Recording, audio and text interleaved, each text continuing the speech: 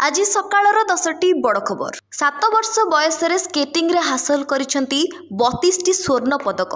द्वितीय थर पर जातीय चैंपियन हेले नोएडार समृद्धि।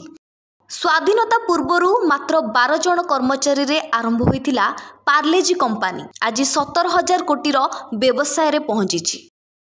पूर्व शत्रुतारू बापू पुओंको उपरे एसिड माड़। कंधमाल जिला फुलबाणी सासी दोकान छकरे एसिड माड़ होइछि बोली जणा पड़े। आदिवासी नाबालिका को बेआईन प्रसव कराइबा मामला। घरोई नर्सिंग होम मैनेजर एवं सरकारी फार्मासिस्ट समेत 4 अभियुक्त गिरफ। सुंदरगढ़ बिस्रा थाना रे एही मामला रुजु होइछि। पुलिस पई चैलेंजिंग हेबो 2024।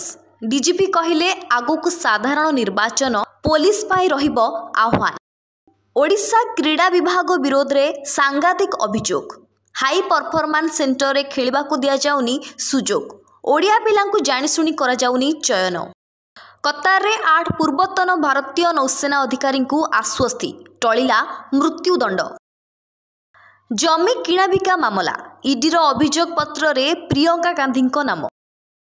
चंद्रशेखरपुर विद्युत कार्यालय आगरे अलिया गदेला बीएमसी। धारणा रे बसिले विद्युत कर्मचारी। यूजीसी बंद कला एमफिल डिग्री। एडमिशन न नेबाकू कॉलेज गुडी को कला अनुरोध। आज सकाळर 10टी बड़ खबर को एठी रखुचु। नमस्कार।